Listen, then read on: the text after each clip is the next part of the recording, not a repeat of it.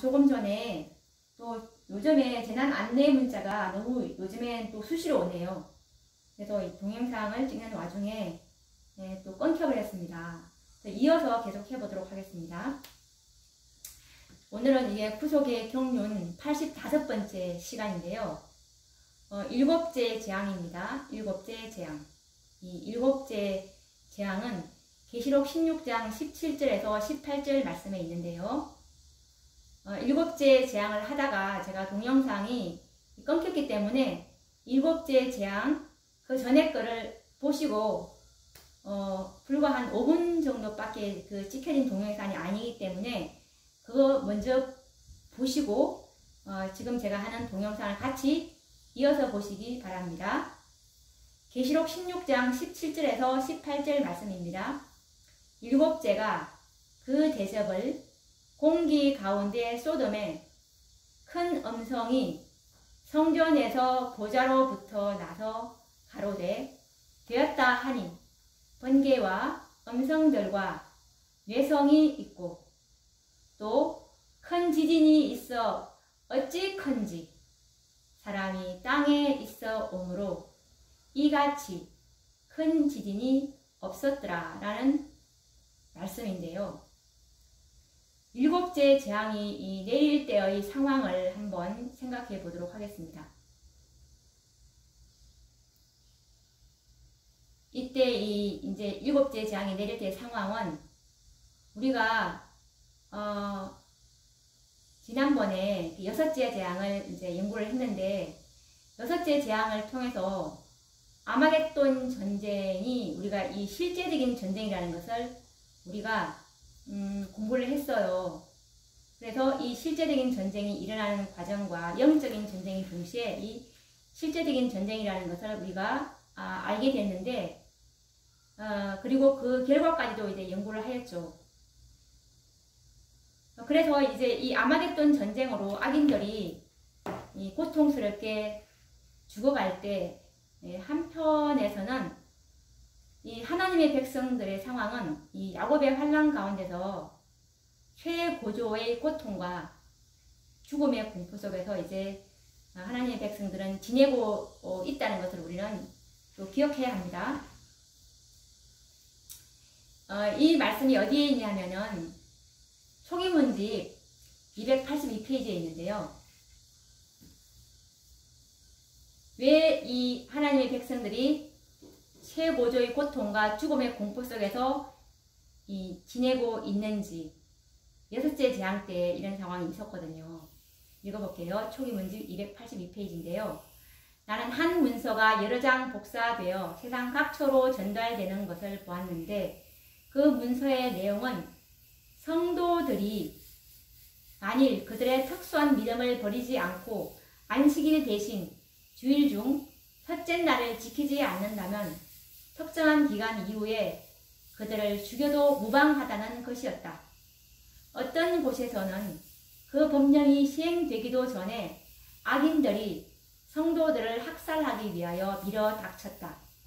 그러나 천사들이 인간의 모습으로 나타나서 그들을 위하여 싸웠다. 그리고 이것에 관련된 다른 증언의 말씀은 초기문집 34페이지에 있는 말씀인데요. 환난의 때 우리 모두는 도시와 촌락을 떠났으나 악인들이 칼을 들고 성도들의 집으로 들어와 우리를 죽이려고 칼을 쳐들 때에 칼은 부러져 마치 지푸라기처럼 힘없이 땅에 떨어졌다. 그때에 우리 모두는 밤낮으로 구원해 달라고 부르짖었으며 그 기도는 하나님 앞에 상달되었다. 태양은 돌연히 나타나고 달은 운행을 멈추고 시냇물이 흐르기를 그치고 어둡고 빽빽한 구름이 곳곳에서 일어나 서로 맞부딪혔다.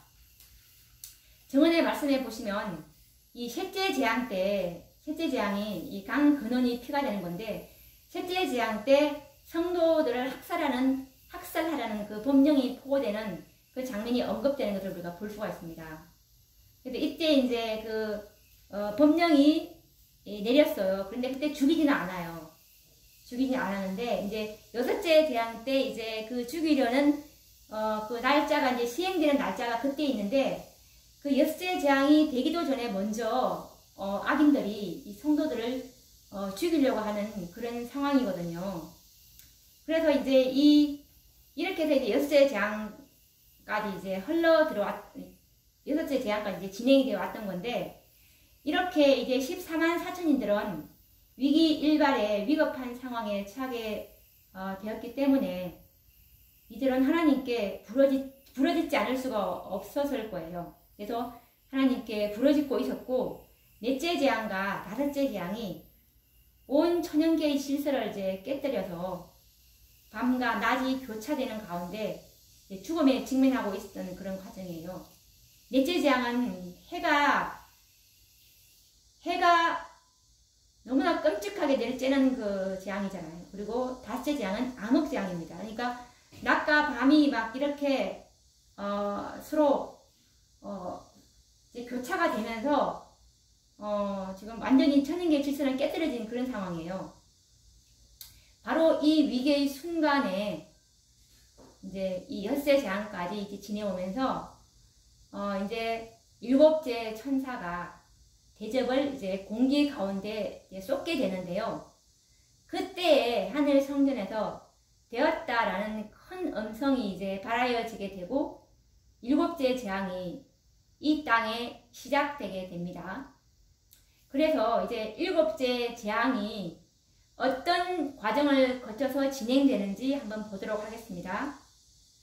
맨 처음에 먼저 이제 일곱째가 그 일곱째 재앙을 이제 공기 가운데 맨 먼저 이제 쏟게 되므로 일곱째 재앙이 시작이 돼요. 계시록 16장 17절 말씀에 보시면 일곱째가 그 대접을 공기 가운데 소돔에라는 말이 있죠. 그래서 이제 일곱째가 재앙을 이 공기 가운데 쏟는다고 이렇게 표현을 하고 있는데, 이 말은 이 일곱째 재앙은 공기 가운데 쏟는다는 뜻은 이 재앙이 전 세계적이 될 것이라는 말씀을 의미하는 것입니다. 다 알다시피 이제 공기는 공간적인 제한을 받지 않지 않습니까? 그런 것처럼 이 일곱째 재앙은 전 세계적인 범위가 될 것이라는 그런 의미입니다.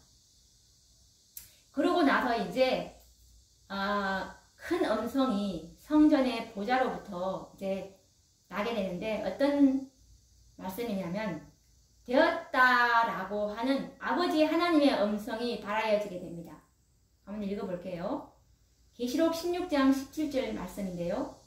일곱째가 그 대접을 공기 가운데 쏟음에 큰 음성이 성전에서 보좌로부터 나서 가로되 되었다 하니라는 말씀입니다.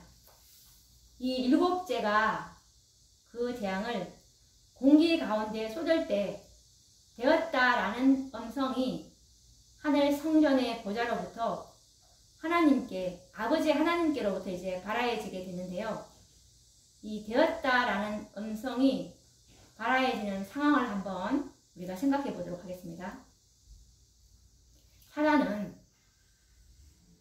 어떤 기만을 내놓았냐면, 하나님의 율법은 결코 지킬 수 없다라는 이 기만을 내놓았죠.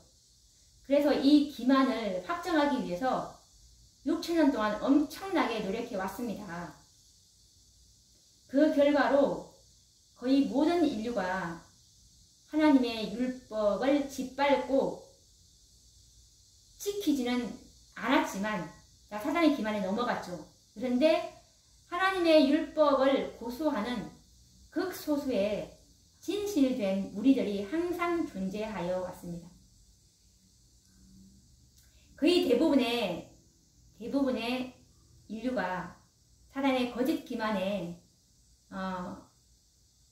속아왔죠. 그런데 극소수의 진실된 무리들이 항상 이 하나님의 율법을 이제 고수해 왔었는데, 그런데 사단이 이 하나님의 율법을 고수해온 이 진실된 무리들을 어떻게 어떻게 참소하냐 하면 이들은 성령의 도움과 그리스도의 중보에 의해서 하나님의 율법을 지킬 수 있었지만 만약에 성령도 철회되고 그리고 중보도 없다면 그들이 율법을 지키는 일은 불가능하다라는 그 논증을 계속 펴왔습니다. 이것은 사단이 욥을 참소한 역사를 보게 되면 우리가 이런 사실을 쉽게 이해할 수 있는데요. 욥기서 1장 9절에서 11절 말씀을 보시면 사단이 여호와께 대답하여 가로되 욥이 어찌 까닭 없이 하나님을 경외하리이까? 주께서 그와 그 집과 그 모든 소유물을 산울로 두르심이 아니니까? 주께서 그 손으로 하는 바를 복되게 하사 그 소유물로 땅에 널리게 하셨음이니라. 이제 주의 손을 펴서 그의 모든 소유물을 치소서. 그리 하시면 정령 대면하여 주를 욕하리이다. 라고 이렇게 참소를 해왔습니다. 욥을. 그래서 이와 같은 이 사단의 참소를 잠재우기 위해서 하나님께서는 야곱의 환란이라는 정말 전대미문의 시련이 마지막 남은 백성들인 이 14만 4천인들 살아계신 지성소의 중보 혜택으로 인침받은 이 14만 4천인에게 허락된 것입니다. 그래서 예수님은 1844년 사전에 우리 다니엘서 8장 14절에 보시면 2300주야까지니 그때의 성소가 정결하게 함을 입으리라 라는 이 사업이 바로 이제 예수님께서 이제 지성소 사업으로 하나님께서 성소 정결을 이룬 죄의 도마를 받은 살아계신 하나님의 인을 받은 14만 4천인을 중보하시러 지성소에 들어가신 것이 바로 14만 4천인을 만들어서 예수님께서는 이 마지막 사단의 참소인 성령도 중보자도 없는 상태에서 하나님의 율법을 지킬 수 있음을 어디 한번 증거해봐라 라는 이 사단의 참소에 하나님께서는 이것에 이 백성들을 내놓으신 것입니다. 준비시켜서. 그래서 이 야곱의 환란이라는 이것을 허락하지 않을 수가 없는 것입니다. 이렇게 될 때 이제 사단의 모든 참소가 끝이 나고 온 우주에 하나님의 율법에 대한 의혹이 완전히 사라지게 되고 하나님의 율법에 대한 사랑으로 역사하는 믿음이 생기게 되겠죠. 이렇게 해서 이제 온 우주는 안전장치를 완전히 이제 확보하게 되는 것입니다. 이렇게 되는 것이 하나님의 구속의 그분의 지혜이기 때문에 그래서 이 야곱의 환란을 허락하신 것이죠.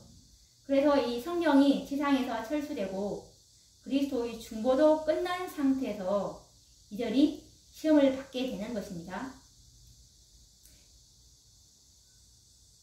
이렇게 야곱의 환란을 통한 그 결과는 무엇이었나요? 이 14만 4천인들의 입술에는 거짓이 없고 그들의 행위에는 흠이 발견되지 않을 것입니다. 이 7장을 통과하면서 이제 야곱의 환란을 이제 허락하시는데 이 야곱의 환란을 통해서 사단이 어떤 유혹을 한다 하더라도 결코 그들은 사단의 기만에 속지 않고 그들에게서 죄가 발견될 수 없음을 아는 이 당황한 사단은 이제는 이 7장 때 최종적으로 그들의 생명을 이제 담보로 해서 최종적인 협박을 하게 될 것이 사단의 계획인데요. 그래서 사단은 일시에 하나님의 백성들을 이제 죽이려는 계획을 세우고 그 계획을 실행해서 모두 죽이려고 할 때에 그때에 이제 하늘 성전으로부터 일곱째 재앙이죠. 일곱째 재앙 때에 드디어 큰 음성이 이제 발하여지게 되고 아버지 하나님께서는 되었다라는 큰 음성을 발하시게 되는 것입니다. 여섯째 재앙 때 일시에 죽이려고 하니까 일곱째 재앙 때 아버지 하나님께서 되었다라고 하는 음성을 발하시는 것이죠. 그래서 천사들로 하여금 당신의 백성들을 보호하시며 이제 구원하시도록 명하시게 되는 것입니다.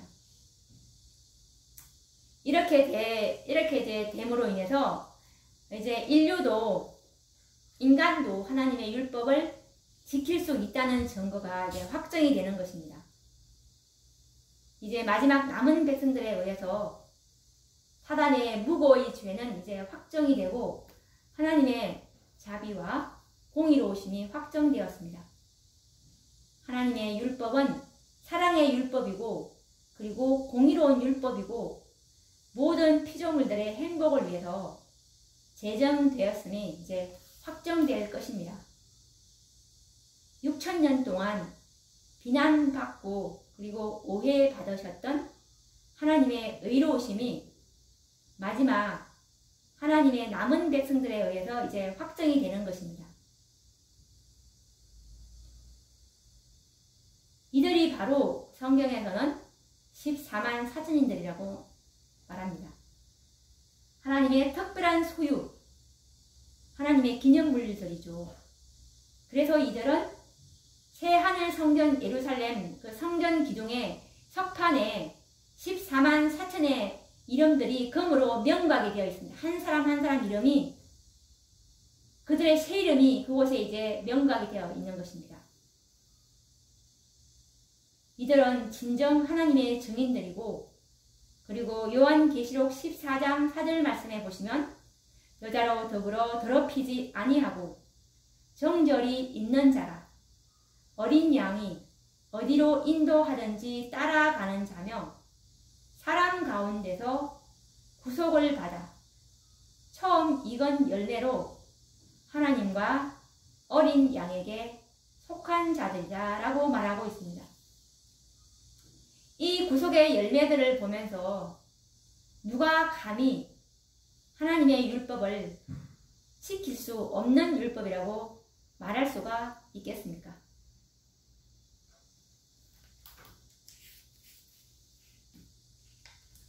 그래서 이제 이 일곱째 재앙 때 이 되었다라는 이 하나님의 음성과 함께 커다란 사건이 일어나게 되는데요. 이것이 바로 특별부활입니다. 특별부활은 요한계시록 1장 7절과 다니엘서 12장 2절 말씀에도 언급이 되어 있는데요. 한번 보도록 하겠습니다.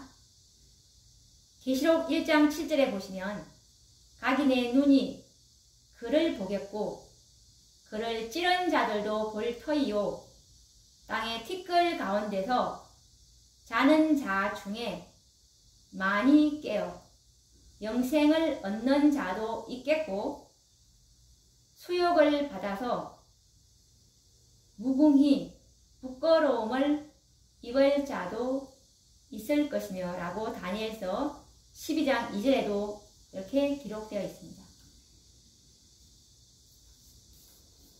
이 되었다라는 하나님의 음성이 발하여지는 것으로 이제 일곱째 재앙은 시작이 되었죠.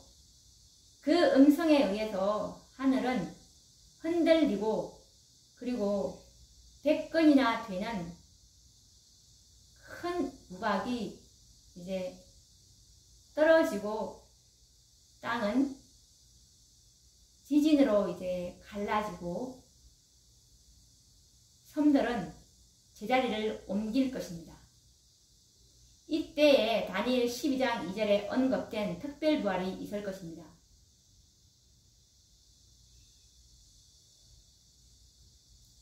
이 특별부활 때는 두 무리가 이제 부활하게 되는데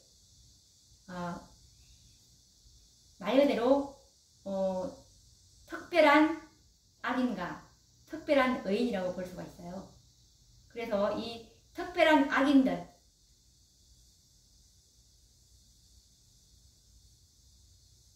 인자가 권능자의 우편에 앉은 것과 하늘 구름을 타고 오는 것을 너희가 보리라 하시니 라고 마가복음 14장 62절에도 기록되어 있고, 그리고 또 계시록 1장 7절에 그를 찌른 자들도 볼터요 라고, 이들이 바로 특별부활에 일어날 악인들입니다.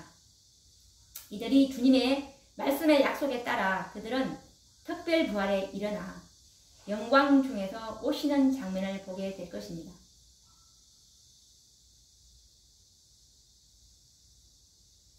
그리고 또 한 무리, 한 무리는 이 특별한 또 의인들인데요. 이들은 누구냐면 셋째 천사의 기별로 인침은 받았지만 수명이, 이 사람들의 수명이 이제 한정이 되어 있지 않습니까? 그래서 이들이 재림이 지연되는 관계로 이제 자연적으로 늙었거나 뭐 이렇게 해서 수명이 다 되어서 이제 잠들었잖아요.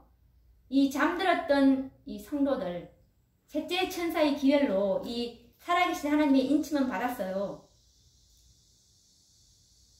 그렇지만 이제 수환이 다 되어서 이제 잠들었던 이 성도들을 특별부활로 일으켜서 당신의 영광스러운 재림의 장면을 보게 하심으로 그들의 믿음과 소망에 응답하실 것입니다.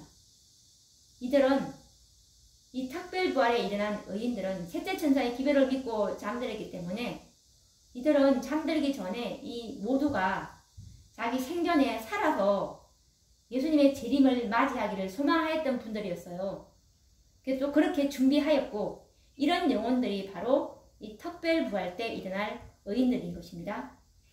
그래서 이들은 특별부활에 일어나서 살아서 주님의 영광스러운 재림의 모습을 이제 보게 될 것입니다. 그들의 믿음은 응답을 받게 될 것이죠. 얼마나 우리 주님은 참으로 그 믿음대로 이렇게 응답하시는 분인지, 정말 주님은 주님의 이 미쁘심과 주님의 사랑과 주님의 자상하심을 우리가 알 수가 있죠. 그래서 이 특별 7째 재앙 때 일어날 그 사건인 특별부활에 관련된 그 사건을 정원의 말씀에서는 각시대의 대쟁투 637페이지에 자세히 기록되어 있는데 읽어보도록 하겠습니다. 무덤은 열리고 땅의 티끌 가운데서 자는 자 중에 많이 깨어 영생을 얻는 자도 있겠고 수욕을 받아서 무궁히 부끄러움을 입을 자도 있을 것이다. 다니엘서 12장 2절. 여기서도 보시면 이 특별부활 때 이 두 무리가 있다는 것을 알 수가 있죠. 보면은 땅의 티끌 가운데서 자는 자 중에 많이 깨어 영생을 얻는 자도 있겠고, 이들이 바로 특별한 의인들, 셋째 천사의 기별을 믿고 살아계신 하나님의 인침을 받은 14만 4천인들인 것입니다. 이들은 이제 잠들었죠. 1844년도부터 이 인침이 시작되었으니까, 셋째 천사가 인치는 사업을 시작했으니까, 그래서 이들은 잠들었고, 그리고 또 한 무리는 또 수욕을 받아서 무궁히 부끄러움을 입을 자, 이들이 특별 부활에 일어날 특별한 악인들이죠. 이렇게 두 무리가 이제 특별 부활에 일어나게 되는 것이죠. 계속 읽겠습니다. 이 셋째 천사의 기별을 믿고 죽은 사람들은 모두 영화롭게 된 몸으로 무덤에서 나와 하나님의 율법을 지킨 자에게 주는 하나님의 평화의 언약을 듣는다. 여기서 이제 이 특별한 이 의인들 14만 4천인들, 잠든 14만 4천인들이죠. 정말 많은 분들이 예수님 재림 때 이 14만 4천인들은 한 번도 죽음을 경험하지 않는 자들이다라고 이렇게 상상대로 이렇게 믿고 있는데, 우리는 하나님의 말씀에 근거해서 우리가 믿음의 실체를 세워야 하는 것입니다. 분명히 셋째 천사의 기별을 믿고 죽은 사람들, 이 화이 부인이나 그때 그 당시에 재림운동을 했던 셋째 천사의 기별을 이제 받아들이고 이제 이 셋째 천사의 기별을 전했던 우리 재림교회 성부자들 많이 있지 않습니까? 조셉 베이처, 그 다음에 제인 앤드류스, 그리고 하스켈, 뭐 이런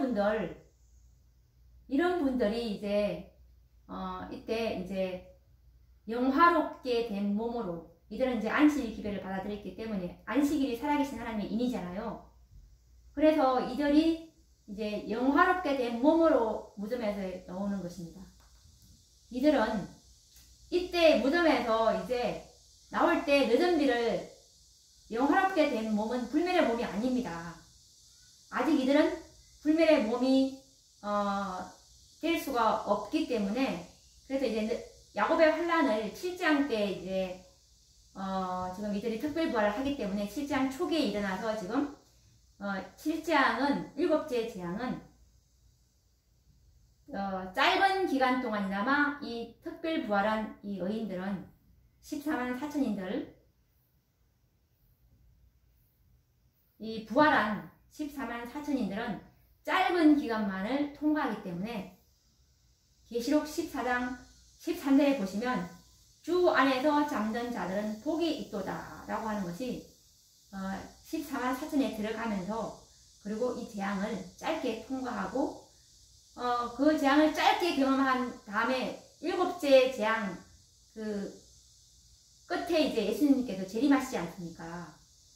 그래서 이들은 아직은 불멸의 몸이 아니고 영화롭게 된 몸.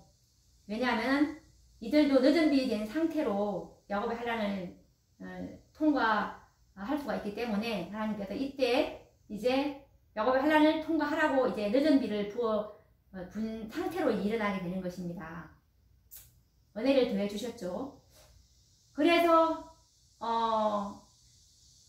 정말 많은 분들이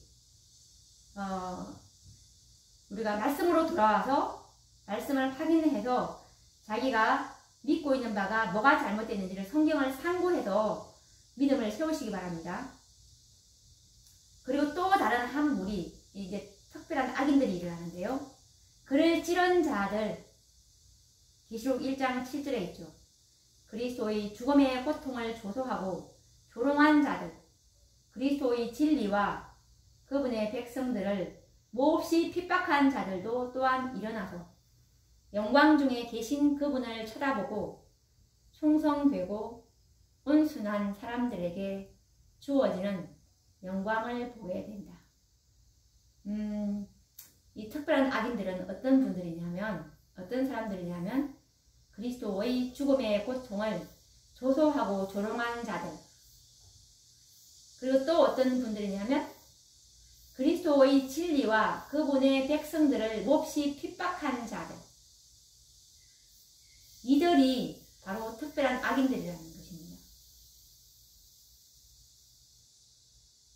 이들이 이제 일어나서 영광 중에 계신 그분을 쳐다보고 충성되고 온순한 사람들에게 주어지는 영광, 충성되고 온순한 사람들이 바로 14만 4천인들이죠. 하나님의 살아계신 하나님의 인받은 자들,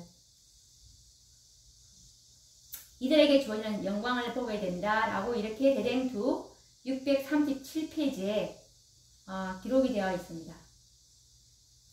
이 말씀을 직접 찾아서 죽은 자들도 1844년 이후에 살아계신 하나님의 인을 받은 이 자들도 14만 4천의 가운데에 들어간다는 것을 확정해 보시기 바랍니다. 그런데 이들이 이제 특별부활에 일어난 후에 곧장 주님의 재림을 맞이하는 것은 아닙니다. 왜냐하면 일곱째 재앙 때 이때 이들이 일어나잖아요. 특별부활 때, 그쵸? 그래서 이 일곱째 재앙은 기간이 좀 있어요. 왜냐하면 우리가 계시록 18장 8절에 보면은 7재앙이 1년이라고 했는데 이 하루 동안의 재앙이 이르리니 해서 그 하루는 1년이라고 약간 했는데 그 1년을 7재앙이 이게 7가지니까 7종류니까 7을 나눠 보시면 1년을 360일을 7로 나눠 보시는 한 거의 50며칠 돼요. 한 재앙당 이렇게. 그래서 이 7째 재앙 때 바로 예수님께서 재림하시는 것이 아니에요. 7째 재앙 들어갈 때 시간이 좀 약간 한 50며칠 대충 이렇게 계산하면 이렇게 나오는데, 그래서 이 특별부활을 하고 나서 바로 재림에 하지 않기 때문에 재림의 날까지는 약간의 시간이 걸리기 때문에 이 특별부활한 의인들도 재앙을 경험해야 되기 때문에, 그래서 영화로운 몸, 늦은 뒤의 상태로 이렇게 하나님께서 해주시는 것입니다. 그런 다음에 이제 특별부활한 다음에 어떤 사건이 일어나게 되냐면, 이제 하늘에서 아버지 하나님이 이 음성으로 예수님께서 재림하실 날짜와 시간을 선포해 주시게 됩니다. 자, 이거는 각시대의 대쟁투 640페이지에 나오는 말씀인데요. 하늘에서 하나님의 음성이 들리고 예수님께서 재림하실 날짜와 시간이 선포되고 하나님의 백성들에게 영원한 언약이 주어진다 라고 기록되어 있습니다. 특별부활에 일어난 이들은 재림을 기다리는 짧은 기간이지만 환난을 통과하게 되고 모든 재앙을 목격하게 됩니다. 왜냐하면 7째 재앙이지만 아까 제가 말한 것처럼 이 7재앙은 첫째 재앙부터 이렇게 누적이 되어 왔기 때문에 모든 재앙을 다 목격하게 되는 거예요. 이렇게 해서 이제 특별부활에 일어난 이들도 야곱의 환난을 맛보게 되고 경험의 노래를 모두 함께 이제 부를 수 있게 되는 그 특권을 누리게 되는 것입니다.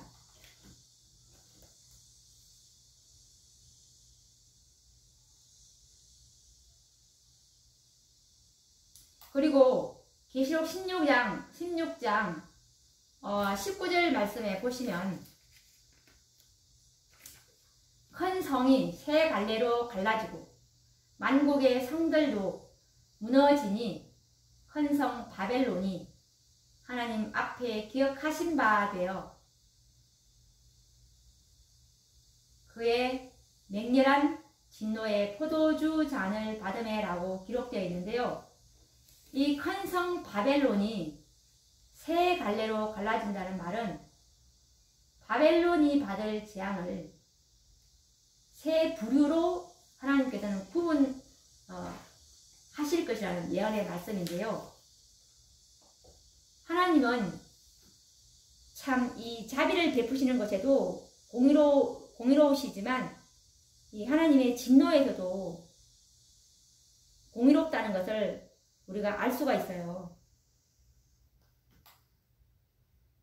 하나님은 결코 이 영원한 지옥이나 영원한 불에 태우시는 그런 무자비하고 불공평한 분이 아니십니다. 그래서 이 형벌받을 영혼들을 세 부류로 이제 구분하신 후에 각각 그 자신의 행위대로 형벌을 받게 하실 것이라는 말씀입니다. 우리가 계시록 16장 13절 말씀에 보시면 내가 봄에 개구리 같은 새 더러운 영이 용의 입과 짐승의 입과 거짓 선지자로 이제 구분해서 재앙을 받게 하실 것인데요. 가장 혹심한 재앙은 바로 짐승과 거짓 선지자들이 받게 될 이 재앙인데요. 이것이 계시록 19장 20절에서 21절에 잘 기록이 되어 있어요. 이 짐승과 거짓 선지자들이 어떻게 재앙을 받게 되는 모습을 잘 묘사해 주고 있는데요. 짐승이 잡히고 그 앞에서 이적을 행하던 거짓 선지자도 함께 잡혔으니 이는 짐승의 표를 받고 그의 우상에게 경배하던 자들을 이적으로 미혹하던 자라. 이 둘이 산채로 유황불 붙는 못에 던지고 나머지는 말탄 자의 입으로 나오는 검의 죽음에 모든 새가 그 고기로 배에 불리우더라 라고 이렇게 기록되어 있습니다. 이 둘이 산채로 유황불 붙는 못에 던지고 그 나머지는 말탄 자의 입으로 나오는 검의 죽음에. 그래서 이 일반 죄인들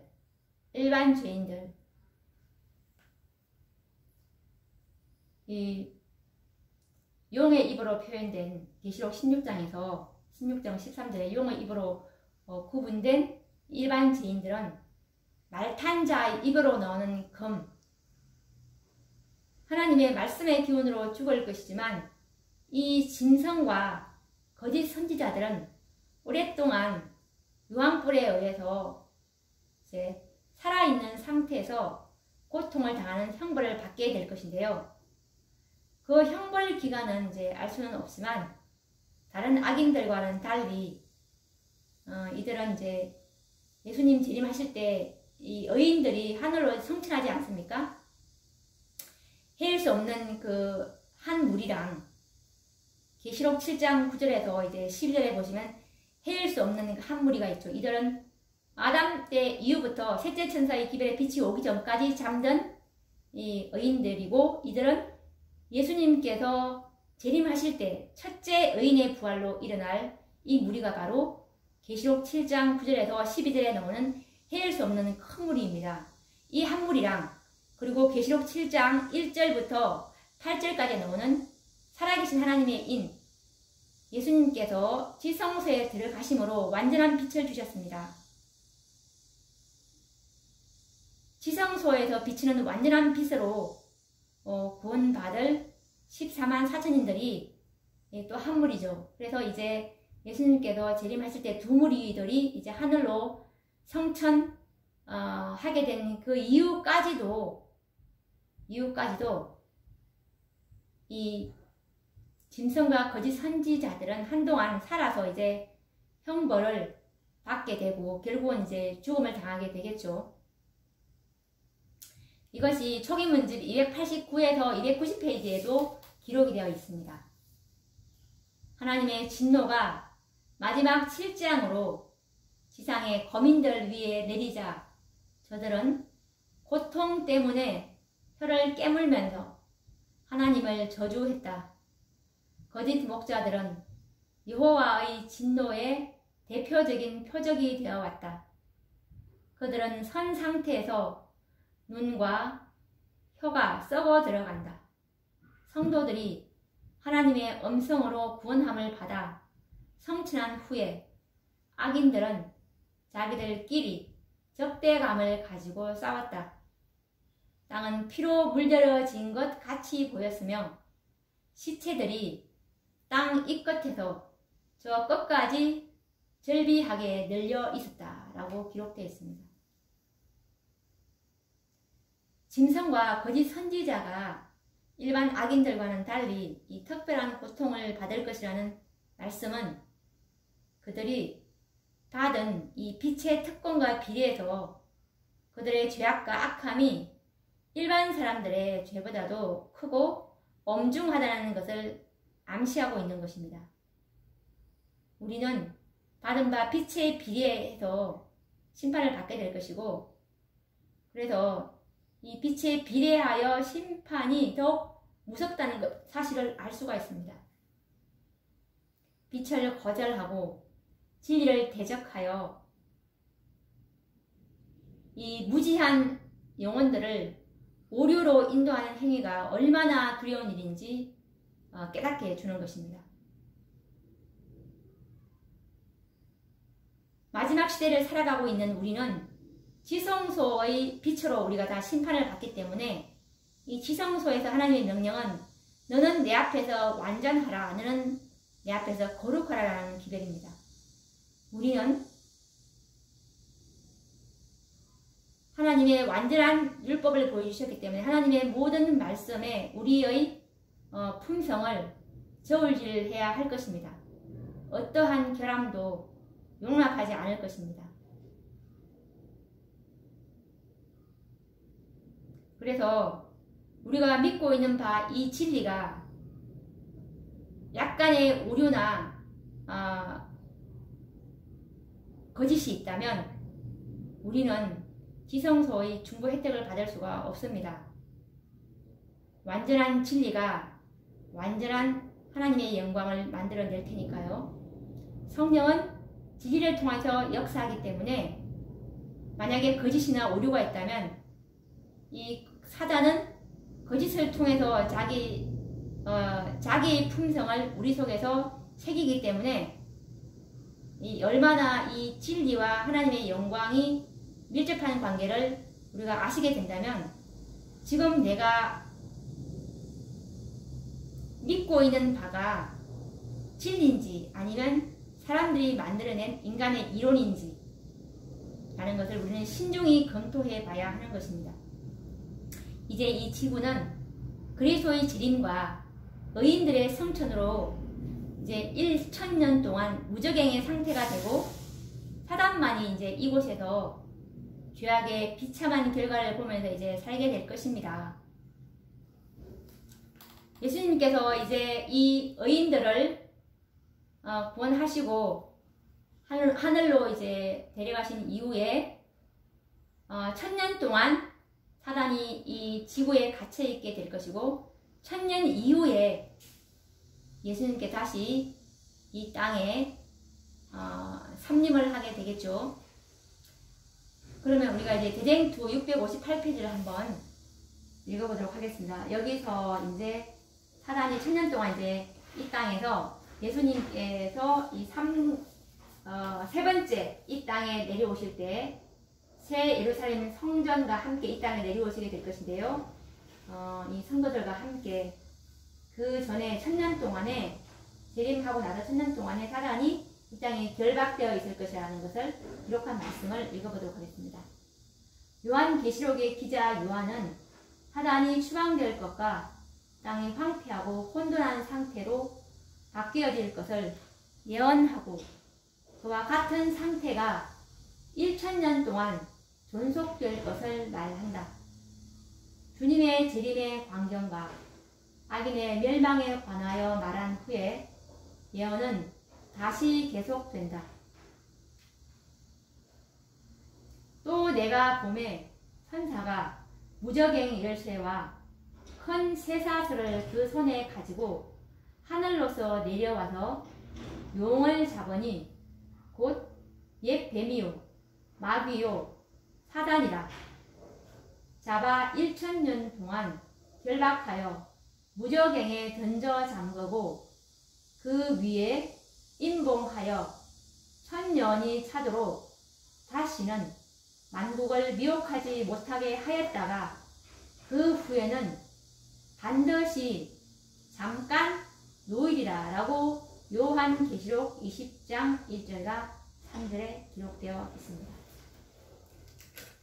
오늘도 우리가 이 일곱째 재앙과 함께 우리가 특별부활에 대해서 연구를 해 보았는데요. 다음 시간에는 이